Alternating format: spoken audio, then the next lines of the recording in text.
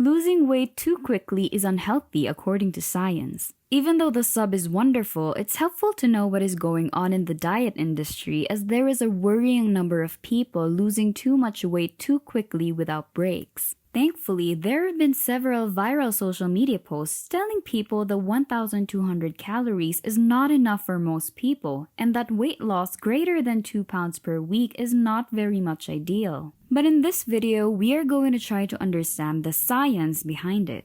Don't worry, this will be a simplified version so we can all grasp it quickly. Weight loss occurs when your body breaks down fat deposits to use as fuel and you consume fewer calories than you expend. This seems like a pretty straightforward answer to your questions, but it is actually more complicated than that. The process that occurs here first starts when you eat at a deficit. Your glycogen stores will be burned by your body. These are basically sugar that has been stored in your liver and muscles. Once these are depleted, your body will start turning to fat stores for help. But there is a limit to how much can be broken down at a time. It's like a factory that has a maximum output as long as the demand for energy never exceeds. As long as the parts for this factory amino acids are replenished, this factory will happily take stored fats and process them into multiple energy packages to be delivered to your cells. Now, when you intake really low calories, you would encounter twofold issues. The first being the demand for energy exceeds what the factory can produce. As a result, your body turns to a second factory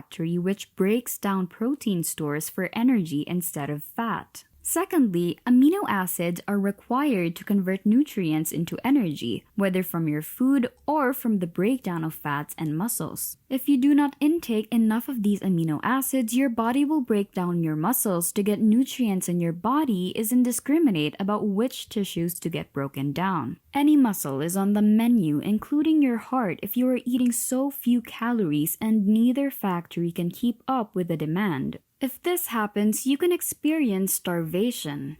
We are all familiar with it, but think it is a myth. We are here to tell you that it is all real. You won't start gaining weight from not eating enough, but there is a grain of truth to this. It is important to understand that your metabolism is a dynamic process, as is the amount of calories burned by your body. This is influenced by a lot of factors and is known as adaptive thermogenesis. Because muscle is metabolically active, losing muscle mass will result in fewer calories burned. In simpler words, it burns calories just from existing. Your body is also going to do everything it can to ensure that your brain is getting the energy it needs, even when it means suppressing non-essential functions such as hair and nail growth, immune responses, cell turnover, menstruation, or thermal regulation. There is a myth that says that not eating enough can cause you to gain weight. This is because if you go back to eating an average intake, your metabolism is lower than before due to the muscle loss. This is why it is important to eat the right amount of calories per day. If you don't, then it is entirely possible to permanently damage your muscles, including your heart. This may even lead to cardiac arrest from tissue loss and electrolyte imbalance. If during your weight loss journey you start to experience hair loss, brittle nails, feeling weak or dizzy, heart palpitations, getting chills, or extreme food cravings, then it means that you are not eating enough. We know that slow weight loss can be very frustrating, and losing a lot of weight quickly may seem preferable,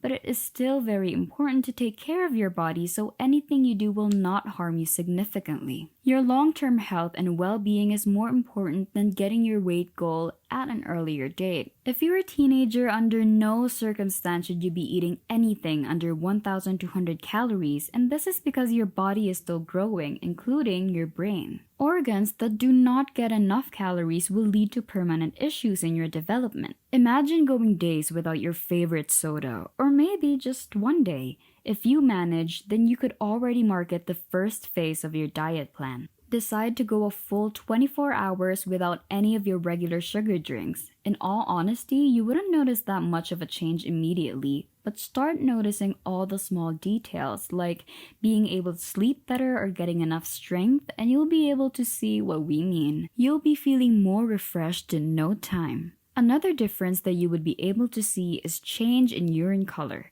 By drinking a lot of water, your urine wouldn't be so dark anymore and it would turn clearer. You would also start to feel a little more energetic. You could also add 2 liters of water straight into your routine. We know it could be gross, but you got this.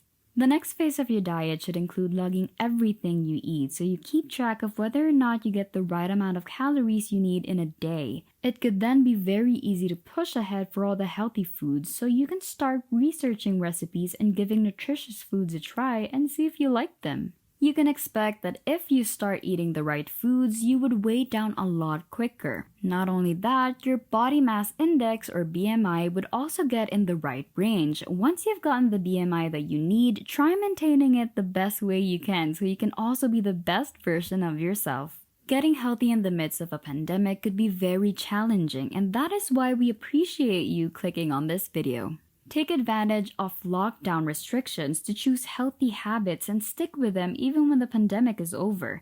Make healthy living a lifestyle. It all starts with you, my friend.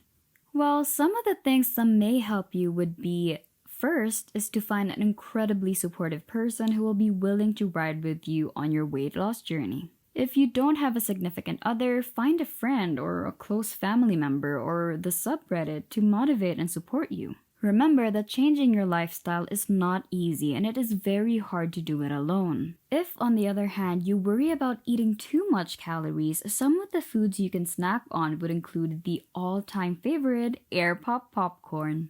If you do not have an air popper, then feel free to use just a regular microwave.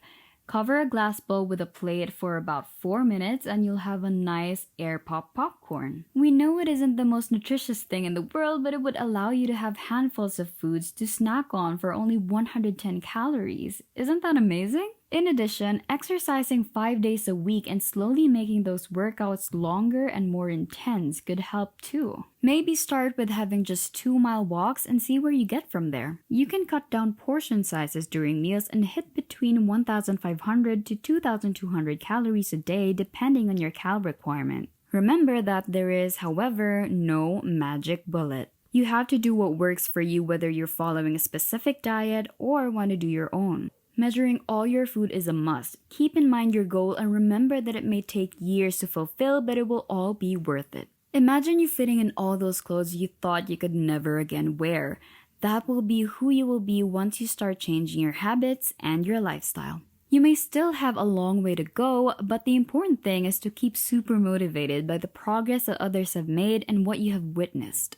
Well, that's it for today. We hope we can provide you with many more facts about health and fitness, so be sure to hit the like and subscribe button. Click on that bell notification as well so you get updated when we post more videos. Thank you for watching and we'll see you in the next one.